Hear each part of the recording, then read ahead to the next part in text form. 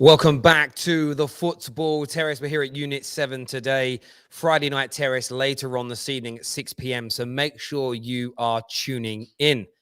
Lots to talk about this afternoon, though. A lot surrounding Man United at the moment. A hell of a lot. Ole Gunnar Solskjaer under pressure from two different directions. The Donny van de Beek fallout continues again and again and again and again. More footage from his outburst for not being substituted on is circulating across social media. You then have Cristiano Ronaldo, for me, slamming the tactics and the approach under Ole Gunnar Solskjaer. Cristiano has told the manager that the ball needs to be played to him quicker, that the system needs to be faster, there needs to be a more intense nature. That way the goal ratio will increase. And Ronaldo isn't saying things that we're not all aware of, that we haven't all challenged Ole on.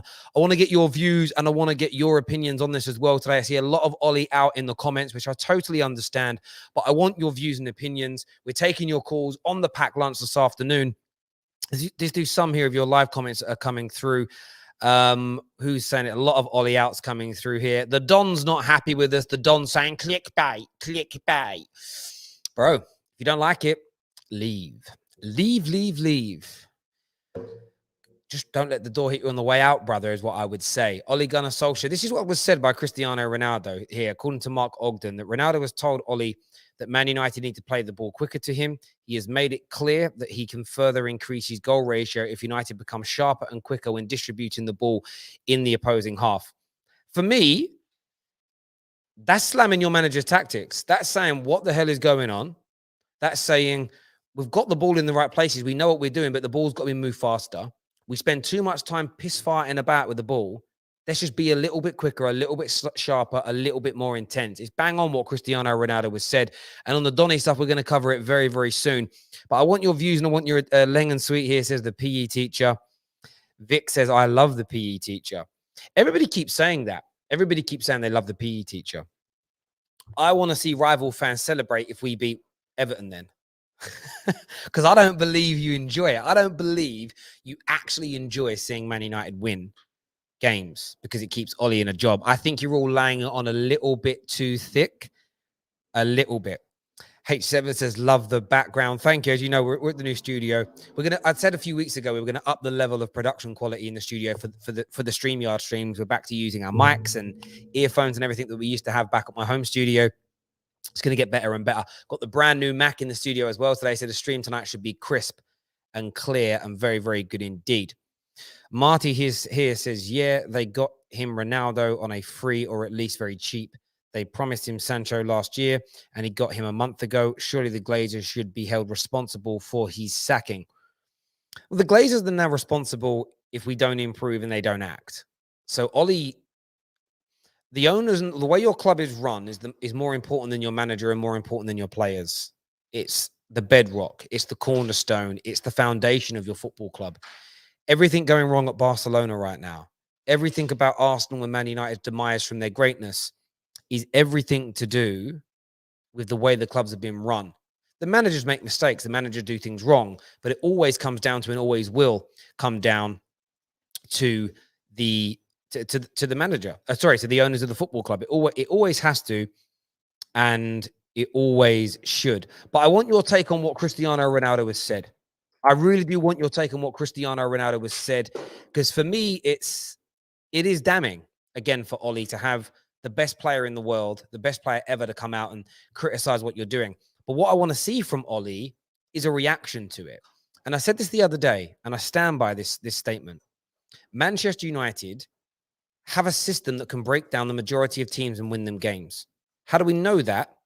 The way we respond when going a goal down, we speed the play up, we intensify our approach, and we create chances and invariably score.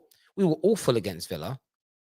The only reason we didn't equalize in that game, it was too late, but we still got the penalty where we could have equalized. If there was longer left in that game, we'd have scored more. Now, I'm plagiarizing from a man like KJ because that was his point, but I stand by it. He's absolutely right.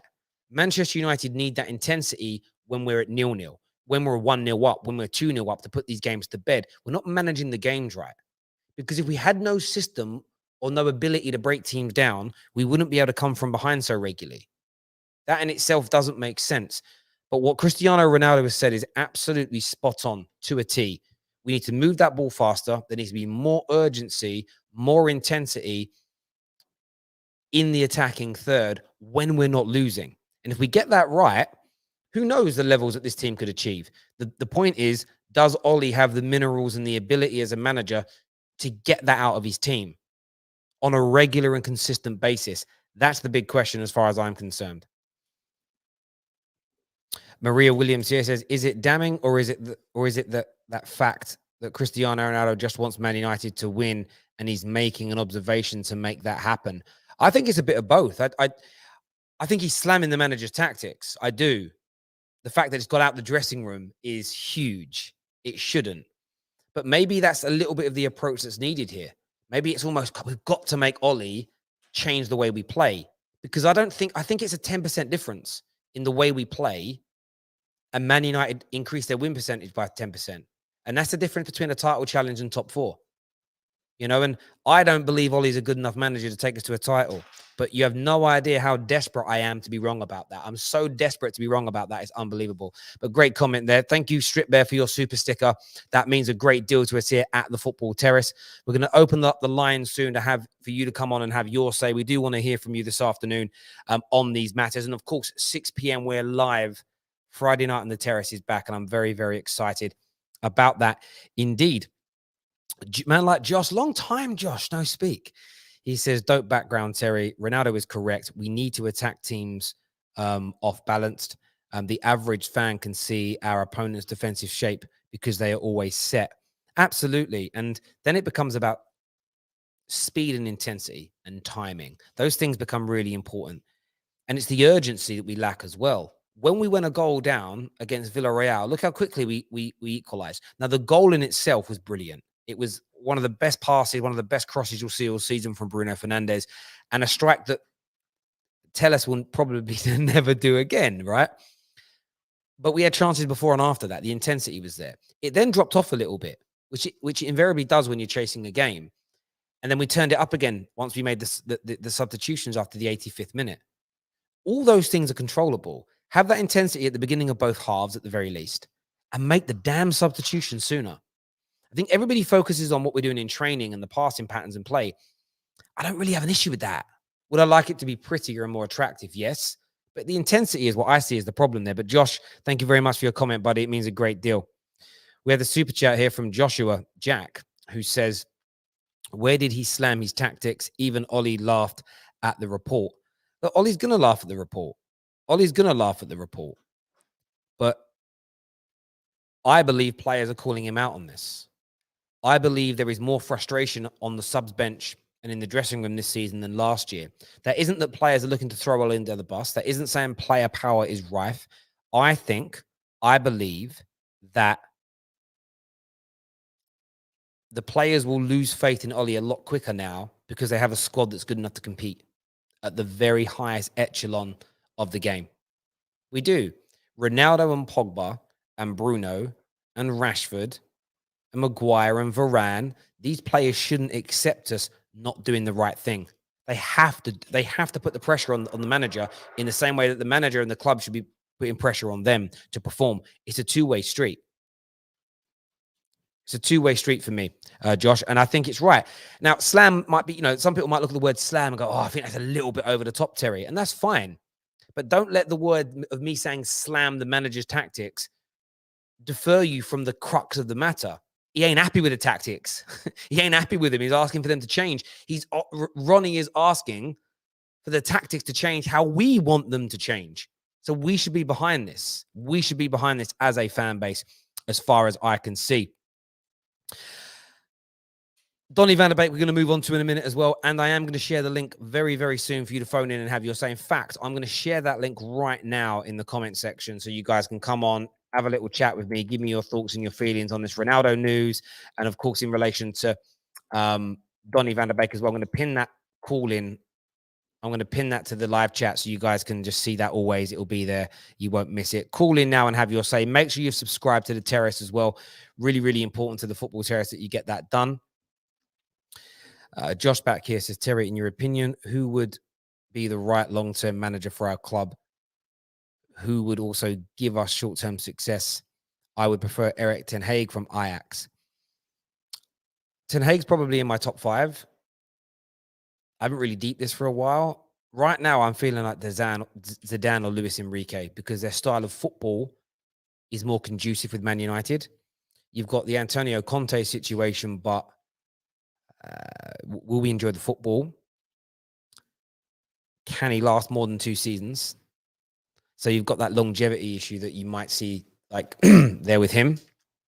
But yeah, I would say Zidane or Luis Enrique right now.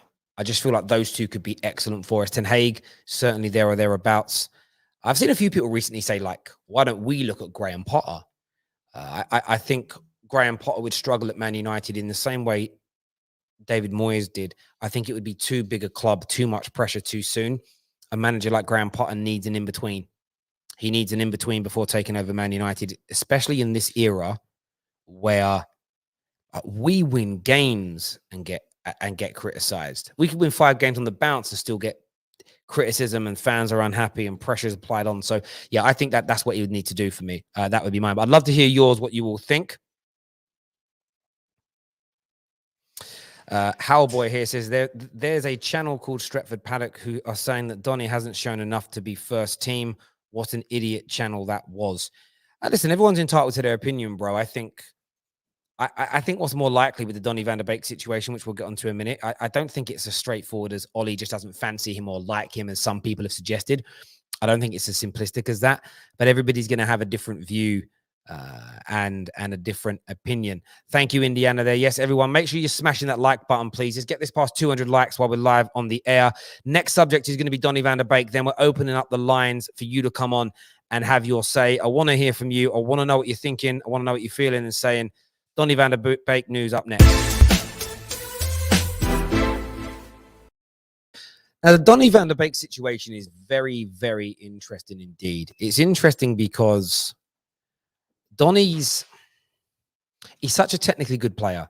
And we spoke about it a little bit on the show yesterday about the kind of fallout, the way in which he kind of reacted to not coming on. There's now a different angle. There's now a different piece of video footage, and there's rumors that Pogba has said, like, oh, why is he not coming on? You can see the players consoling him throwing his bib down. We didn't see that on TV.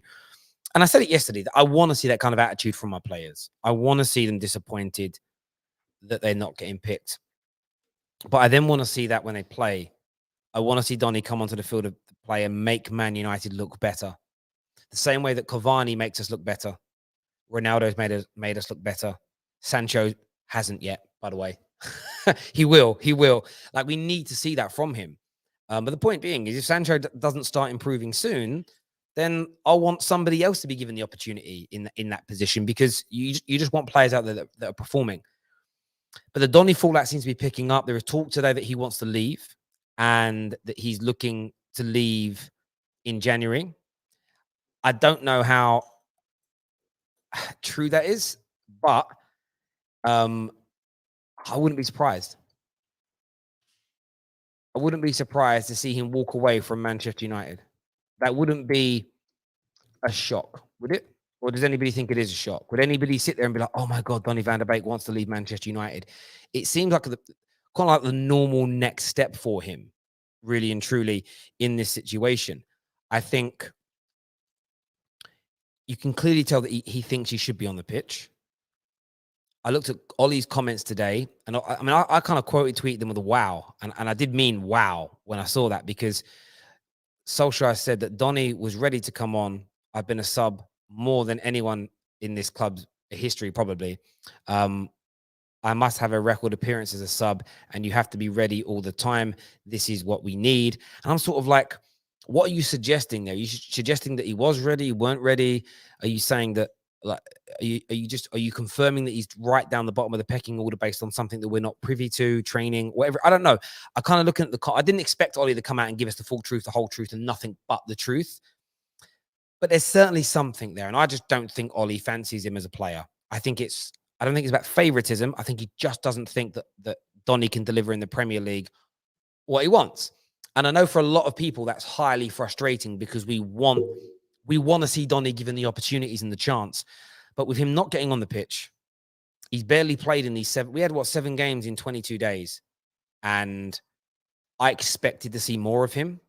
He hasn't had that chance, in my view. He was very unlucky to be dragged off against Young Boys. That was really frustrating. But him, like everybody else, bombed in the League Cup game. He's done very little when he's come on. And the most frustrating thing for him will be Fred and Jesse Lingard were heavily involved in the goal after they were brought on as substitutes. So you find yourself in this situation whereby you can criticize Ollie, you can be frustrated at Ollie, but, and there is a big but here, he got it right. So Donny just needs to ensure when he comes on, he's the difference when he gets that chance, if he gets that chance. But what do you all think is going to happen here? Man like Josh, busy boys today, Josh. He says, I think Donny needs game time just like how Fred did initially.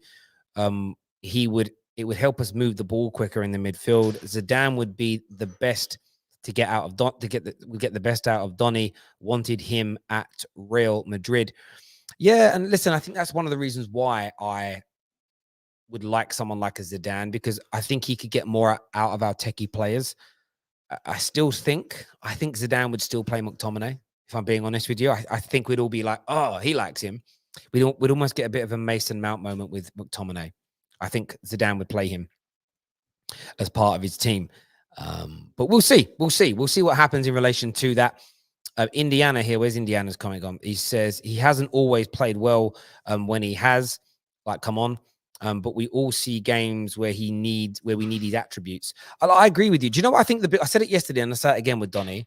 I think the biggest problem he's got isn't McTominay and Fred. I think it's Pogba and Bruno. I really do think they are the players that predominantly keep him at the team. You know, imagine you're a very good striker, but your club's got Cavani, and it's a bit like with Martial. Martial was the number 9. My number 9. He's everybody's number 9. He ain't anymore. He's third choice striker at Man United now. So he isn't going to get on. I think Donny was bought with KJ and he knocked himself out of a camera, you know, like swear he's got, I don't know what it's called. He's got his balance thing for his camera, like a steady cam thing. And it went, whoo, he took his head off. Sorry, I got distracted by it. I literally thought KJ was going to be learning. How am I going to get by about my co-presenter and cameraman tonight? It's one of them ones. Listen, I'll turn the camera. That's what he's doing. Look, he's over there doing his thing. Look, you see him in the studio doing his thing there. Studio getting ready for later, by the way. See that? Studio getting ready for later. Get that camera back as it's meant to be. There we go. So yeah, like I just kind of look at it and think to myself, he's down the pecking order. Maybe the club thought Pogba was going to have left by now, and he was bought as that longer term replacement, and that's why he's not playing. But I would never pick Donny over Bruno or Pogba. And Bruno and Pogba, they're match winners, so they're hard to take off. You remember I saw a lot of tweets on Wednesday. Get Ronaldo off his knackered. Get Ronaldo off his knackered. Had that play out. You know, you can't take match winners off. You just can't, as far as I'm concerned. But I want to take your calls. I want your thoughts and I want your feelings on everything going on. First up on the show, we're going to get Matthew on. We've got Leaf backstage. We've got Mohamedou as well. All coming onto the terrace to have their say with us now. Smash that like and share button. Leaf's here, and Matthew's here first. Let's do it. Yes, Matthew. How are you doing? Yeah, I'm good, man. I'm good. How are you? Like, no, I'm right, man. Look, I've got like mixed feelings, if I can put it that way, because on one hand, you can see that Solskjaer is bringing in like the culture and stuff, and he wants people to play for the badge, which I understand. But you have two players that haven't signed deals that are sort of holding him hostage in a sense. So to me, that's not really playing for the badge. That's just playing for basically trying to get a new deal. So I feel that those two shouldn't really be having a say as to whether they start or not. As in Paul Pogba and who else? And Jesse, and unless he actually has signed already, I'm not sure. Yeah, look, I understand that point, but Jesse's come on and delivered. The point is, when Jesse's come on, he's delivered. So my thing with Jesse is that when you is what you're saying that because Jesse and Pogba are not committing to new deals, they shouldn't get picked or played over Donny that wants to be here. No, I should more or less down the line of it's a catch. It's a one hand he says culture, the other hand he's not going with the culture. If that's what he wants, because if he says in one breath he wants people to play for the badge, but then he's got two players that don't actually want to sign at that current moment. So in that gap frame, you could rotate a bit more, because as a manager, he came out and said with Fred and Scott, he's got a 58% win ratio. And 58% isn't exactly the best in the world. So you sort of get instead of experimenting a bit and saying, I don't know, take Fred off and put Donny in his place or vice versa, or experimenting with the squad, is not exactly doing that. He's playing it safe with those current squads. So you sort of get a that'll do vibe from it, because he seems to be happy with 58%, which if you want for stats and numbers and stuff, then that's not really a good stat.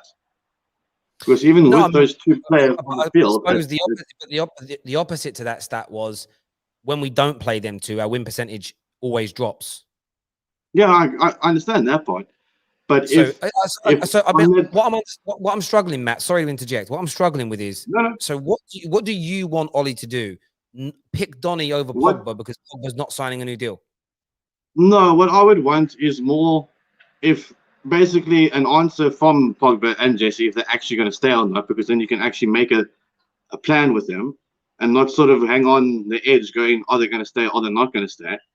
And a bit more experimenting with the formation and the squad, because the tactics that he's using now is the exact same as last season, and it's going to be found out eventually. No team sticks with the same game plan every year. So the point of getting playing Scott and Fred was because of not having a defender, which we got now, and then still plays them. So that's technically a 6-man defense, and we're still conceding goals as well.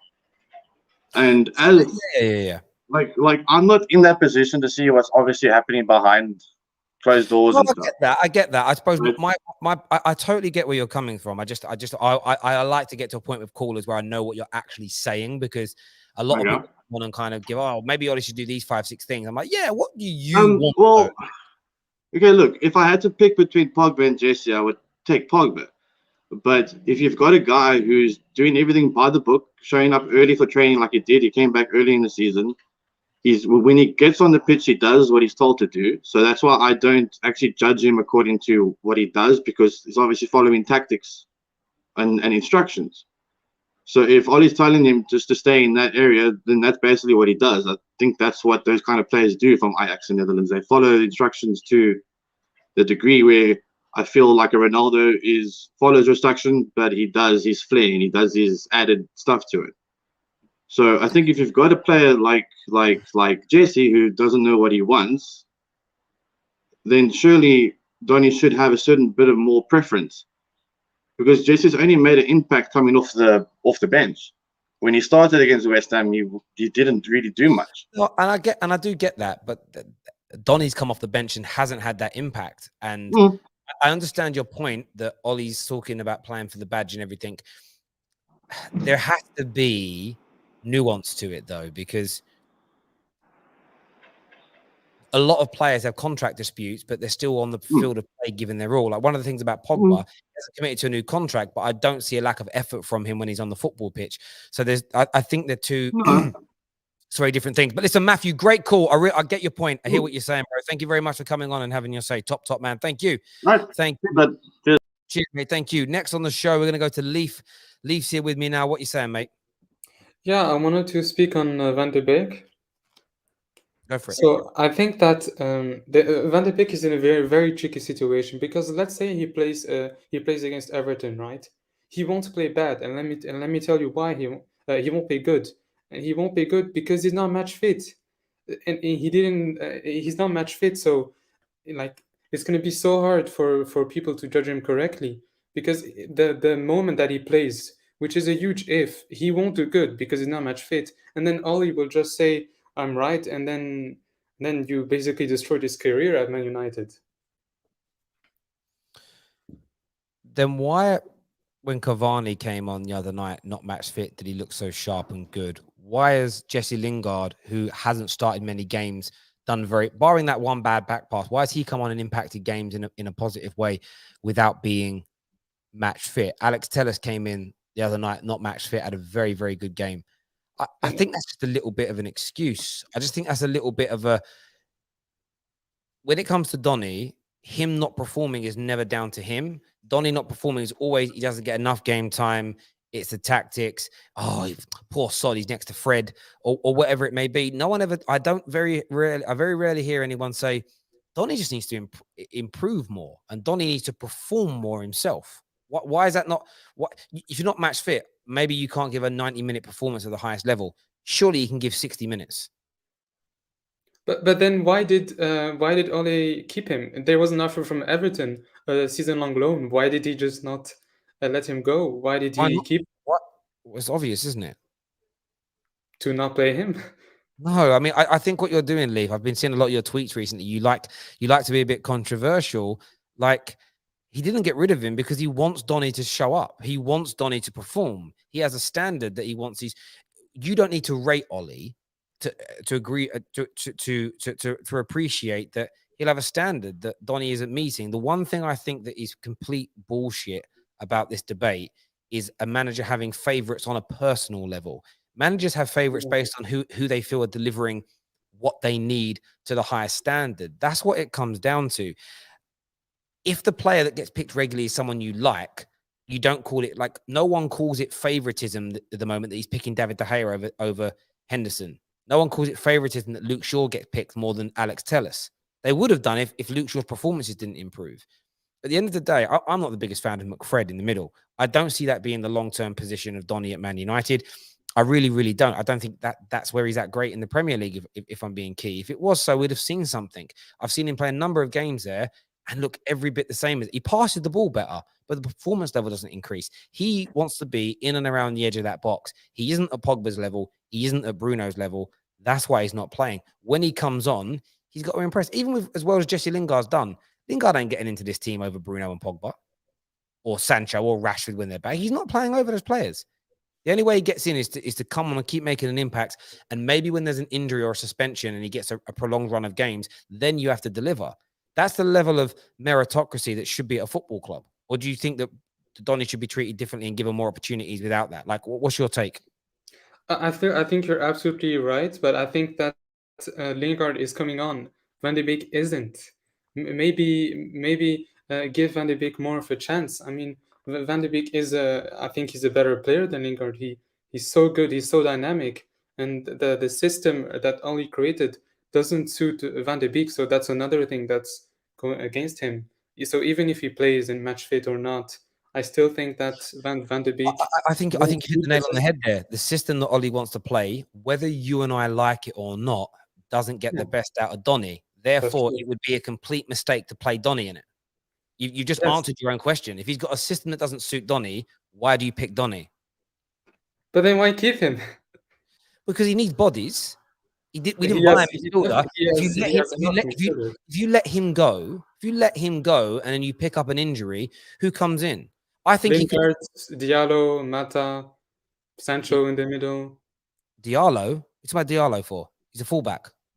No, Diallo. No, he's a. Sorry, Ahmad. Sorry, I was thinking of Dalot. Sorry, my mistake. Oh, yeah, not that. Yeah, they don't play the same positions. What happens if Bruno gets an injury? That for me is where Donny van der Beek's going to get an opportunity. Sancho, you can play Sancho there. Yeah, I know, but we ain't. See, okay, why not sell him? Man United fans have cried and bleated and moaned. You've somebody that's come on here, I believe, and had a pop at Liverpool's strength in depth being so weak. Man United keep a player to keep the strength in depth strong, and now it's like, shouldn't have done it, should have got rid of him. Which is it? Do we want to have strong, deep squads that are difficult to manage personality-wise, or do we want thinner, weaker squads where there's no one getting angry, but 2 or 3 injuries and you're fucked? What do you want your club to have? A little bit of both. A little. What do you mean? Explain what a little bit of both means. That's not specific. A squad that is like, for example, look at Chelsea. Their squad is so big that whenever their players want to play, like Ziyech, for example, they're not match fit and they don't have a connection with other players. But on the other hand, if you look at maybe Man City, Ferran Torres and Foden, they come in almost every 2 games, every game they play. So you want to keep the rotation, but still have that connection with the players. So I think Man United should also do that. I mean, I think City have a pretty big squad, to be fair, and they do rotate very, very well They indeed. do. But then you're moving into the realms of a Pep Guardiola system and squad versus an Ollie one. So there are a number of different factors within that. I don't think it was wrong to keep Donny van de Beek. I don't think it's wrong to have a deep squad like Manchester United have got. I agree that there should be some more rotation. We have seen rotation in this last 7 days with more players given opportunities. We have. Players have come in for injuries and other reasons. Some have stepped up. You know, Alex Tellers might get another game tomorrow because it looks like Luke Shaw's is ill. If he performs again like the way he did, the way he performed against West Ham, he was awful. The way he performed the other day was good. If he has another really good performance, he gives Ollie something to think about. 2 games probably isn't enough, but that's what I want to see from people. When you get your chance, you take it by the scruff of the neck. If you don't deliver, you know, the only reason you get rotated in and out consistently with Pep is that you perform. If every time Foden came in, he didn't do anything, he'd stop being rotated in, you know, and it's why even at times in the last couple of years where the likes of Shaqiri and Divock Origi were sitting on the bench, they weren't getting on for Liverpool even when they needed them because they weren't delivering on the field of play. So I think there needs to be a balance in that. Listen, I'm a fan of Donny van de Beek. I like. Me too.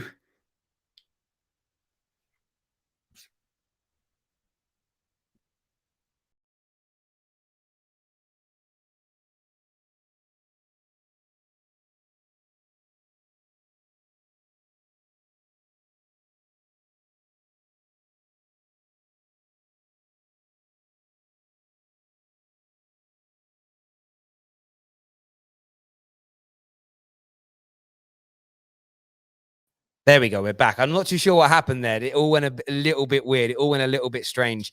It seems we're back now. Leaf dropped off as well completely. Igal's here with me now to have his say. Igal, welcome back to the show, mate. What do you want to say, bro? This whole free Van de Beek thing is actually starting to get funny as a rival. But what I'm going to say is, if Manchester United do not give him game time and he wants to move on, would you sell him to a Premier League team? Because I think it depends on the Premier League team. Do you think Manchester United would sell to another Premier League team? Because if he did make a move to Arsenal, I feel like he would be suited very well. I don't think we'd sell him to Arsenal. You don't think so? No. Because I've heard a lot of rumors, even in the summertime. People keep constantly making fan speculation. It just makes sense where our midfield is so weak, where we would take Donny van de Beek and he'd go right in.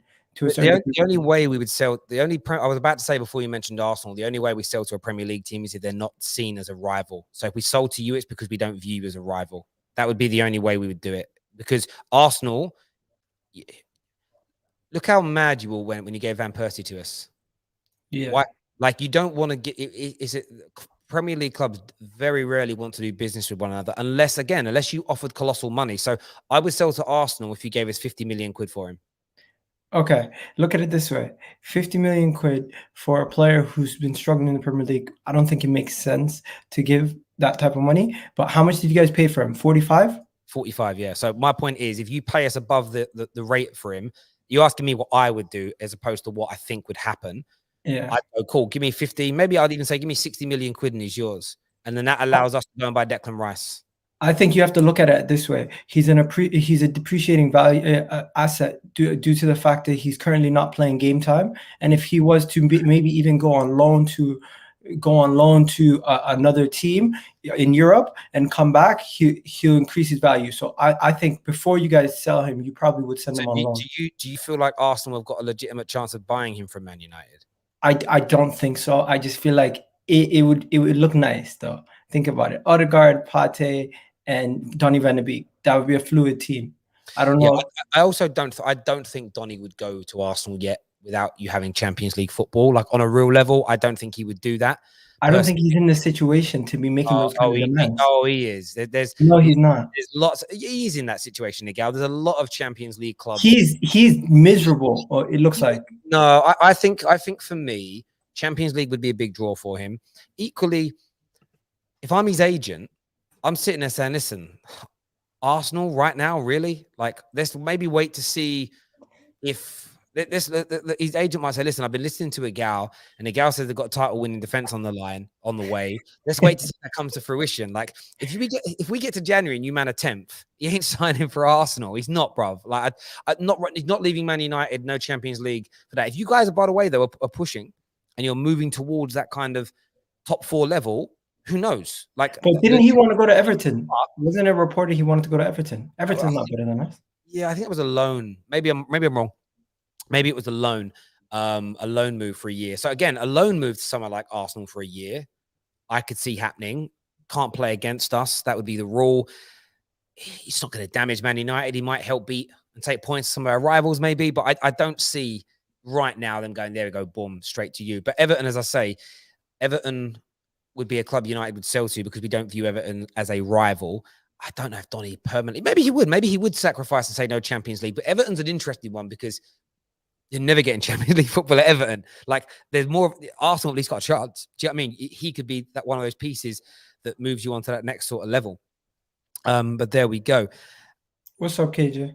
We have a super chat here that says Bruno has had poor games where he could have given Donny a chance and he didn't. Just saying. That's because Bruno Fernandes is a match winner. Bruno Fernandes, I think, is already in the top 5, top 6 goals, midfield goal scorers in Manchester United's history, and he's been here less than 2 years. I understand people's take on, Bruno's had a terrible game, get him off. But Bruno scores match winners, and we saw it the other night when Ronaldo was left on. We've seen it with Bruno countless times since he's been in our team. He delivered, barring that terrible penalty that he missed. Like, Bruno he doesn't do that, like, generally speaking. So I do get people's challenges, and I get people want to see better football, and Donny's looked at as a baller. I just don't think it's as I just don't believe. No one's been able to convince me that there is this personal agenda. Okay, Terry, you are about to begin a roller coaster of a ride in the Premier League. I genuinely believe it with Manchester United and the fixtures. You've seen the fixtures. You are not scared of the fixtures as a Manchester United fan. Looking at the teams coming up that you're going to be playing, are you not scared to a certain degree? Let's be honest. You see those fixtures and you should be worried. So you should be worried. Let me just name some. Explain why. So you have Everton, Leicester, and then Liverpool, Spurs, Man City. It's and then yes, you get an easy game, and then for Watford, then you have Chelsea and Arsenal. You are basically going to be facing from the teams that finish in the top 6 and the traditional top 6, plus Everton in the next 8 games. You should be extremely worried as a Manchester United fan, and I seem like you're too calm. Okay, so 2 things. When you play those teams, are you extremely worried? Yes. If we had Leicester, Liverpool, Spurs, Manchester City, and Chelsea in the span of 8 games, I would be bricking it. Okay, so on that, a few things. You said recently that Leicester have gone backwards. So why should I be scared of a team that's gone backwards? You told me how trash Spurs are. So if you're saying Spurs are trash, why should I sit there and be scared of playing Spurs when I think we're better than you? You've got the big clashes. I'm always nervous about the games against the Chelseas, the Cities, the Liverpools, or the teams that are flying high in the league. So that's always, those nerves are always there. But we're not playing them this week, next week, or the week after. That's a few weeks away. So I'm not going to sit here now on the 1st of October stressing about a game that's 2-3 weeks away. That there's no mileage in anybody wasting their energy on that. At the same time, our record against big teams has been pretty good under Ollie. It hasn't been atrocious, especially Man City. Liverpool's the only one where we haven't had a great deal of success, and you lot, to be fair. So yeah, am I panicking? Am I worried? Do I think, oh my God, that's it? No. I interestingly, with Ollie, going into those runner games with pressure on him has nearly always served him well in the past. So if I go off history, then I'm not overtly nervous. If I go off contemporary theory, based on what you Arsenal fans have been speaking around, what you've seen recently, we have even more match winners now than we did. We have even more match winners now than we did a year ago. So I'm less nervous because we've got Varane, because we've got Cristiano Ronaldo. Do I think we could lose some of those games? Yes. Do I think it could be a pivotal part of the season? Absolutely. But the way you're kind of angling it is you should be worried, you should be scared. No, I'm not. Terry, this is why. Everton, you tend to beat Everton. Okay. Leicester, you might beat Leicester. But then from Liverpool, Spurs, Man City, Watford, Chelsea, Arsenal, there's only one game that would necessarily be easy. You're gonna have a run of 6 games coming up after the Leicester game where it's gonna be absolute mayhem. And if you can and if Oli survives that, he's gonna survive the season. That's my personal opinion. This is the litmus test that we'll see if he gets sacked or if he doesn't get sacked. What he does in the Champions League for me is not going to get him sacked. In these next 6 games, I mean, after Everton and Leicester, up until week 14 in the Premier League, if he can survive until that point with minimal damage to your record going forward, you're in a good position, because then you have an easy run coming up and you can get a bunch of games in a row. But when I look at fixtures and I look at the team's performances going into these games, it doesn't give me much hope that he's going to come out of that run of games with a job. Why do you have? I want to ask you this question as an Arsenal fan. Why do you have more faith in your club's position and less in Man United with our star-studded squad? What makes you feel sort of like you're on the road to recovery, top 4 challenges, title-winning defenses, and all of that? But you look at Man United's run of games up against Everton that you always said we nearly always beat. Leicester that you've said have regressed. Spurs that you've said are trash. You know, the other 2 teams, yet it's a tough in that. I don't really get how you're so positive about your side of things, but you're sort of telling Man United fans to run around, be scared, and to panic based on 3 of the 5 teams you've mentioned being teams that you've said have basically gone backwards or trash. I can't understand. Forget like what anyone else thinks. I don't get you. Or your logic is, this is what I'm actually hearing from you, Gal, is this is what I hope happens to Man United. So I'm putting my hope out there into the atmosphere and then hoping that it comes true. Of course, you and every rival fan should want us to lose all those games. But like I say, maybe you can hear it in the tone of my voice. There's nothing you can say that's going to make me worried right now. I think we'll you don't worry about fixtures, because when I look at fixtures, I start to get worried. At the beginning of the season, when we had Chelsea and Man City in our first 3 games, I was concerned, and I was. But when it seems like you're almost looking past every other team because you're just going 1 game at a time. That's what you're meant to do to a degree. To a degree, you're meant to go 1 game at a time. Like I've said, when our first big tough game, let me just see Man United fixtures. I've got some super chats to do, but I want to address this and tell you why. I think what you're looking for again is there's this serenity at the moment and calmness amongst your fan base. And it's almost like Man United fans are calm and I don't want them to be. So I'm going to try and throw the cat amongst the pigeons. It just isn't going to work. So when we look at it, so we've got Everton tomorrow. Then we play Leicester. Again, I think they're hard games, but very winnable games to Manchester United. We play Atalanta, who I'm looking forward to playing because they're quite open and we do tend to do well against teams that open up. The Liverpool game on the 24th. So you're literally, the first game I'm really deeply nervous about is on the 24th of October, which is nearly a month away. What kind of man would I be to sit here and panic about a fixture in a month? I can't, right? The game after that is Tottenham. Let's see where Tottenham are right now. But right now, who the hell is scared of playing Tottenham, right? We then play Atalanta, same issue, same thing as I said before. Then we play City. City isn't until the 6th of November. It's 5 weeks away, mate.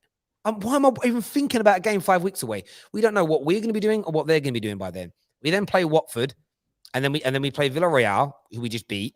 That'll be a tough game against Villarreal. But if we do well against Atalanta, the results in those 2 games will dictate how I feel about the Villarreal game. We win back-to-back games against Atalanta, and we're practically qualified, so I'm relaxed.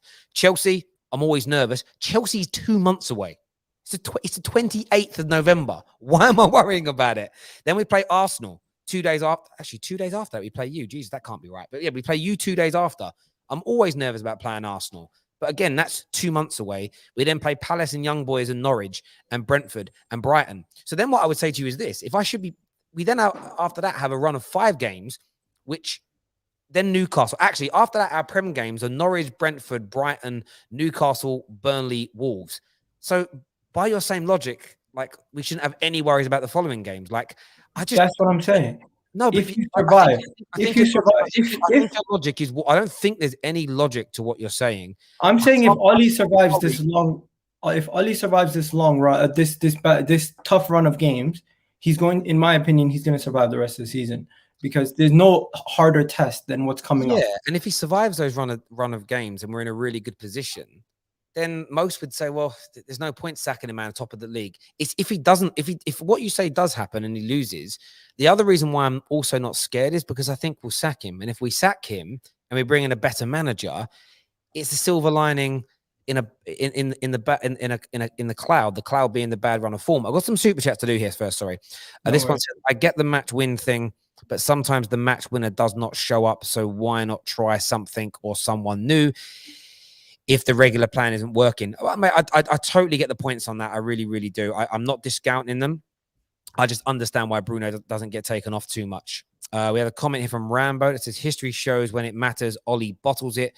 Terry, stop hiding under a rock, is what Rambo said. Ollie's definitely not done it in the semi-finals and the final type games. But when he's had those tough runs where we think he's going to lose his job, he's delivered. And we know why he's delivered. He's still here. So I would say my point is that. Legendary Villain says, we should be scared. Can you see the level of coaching Ollie has done out here? If we play like we played against Villarreal, we are done out here. Hell, Arsenal right now will wipe the floor with us, is what Legendary Villain thinks. He says Arsenal will wipe the floor with Man United. It's because of Ollie. That's why, Terry, Ollie is the bloody issue. And I kind of get that. I do get people's points, but I'm just not panicking about it. For me, it's more on the players that don't move the ball fast enough, is what Daniel says, rather than Ollie. Legendary Villain's back again. He says Atalanta is the best team in our table. They play better than Villarreal. Look at the way we play, Terry. Bloody panicking.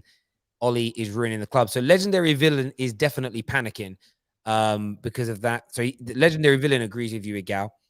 Terry, you know Ollie will go on a 10-game win streak that is only covering up the cracks. Igal, the board won't sack him. Equally, but that's all. See what he says there about going on this streak that then saves him. It's why I'm not worried about the games. See my point. So everyone's gonna have a different view. I just personally am not panicking. I can't panic about something that doesn't scare me or stress me out, bruv. I think that was a super chat's done there. But there we go. I've got to go though. This stream's only meant to be for half an hour, and it ended up being 47 minutes. We've got to get set up ready for Friday night on the terrace. I'm sorry to everybody else waiting backstage. Join us at 6 p.m. We're going to be previewing Brighton versus Arsenal. We're previewing Man United versus Everton. We're previewing, of course, the big Liverpool-Manchester City game as well, plus touching on some of these other tough topics.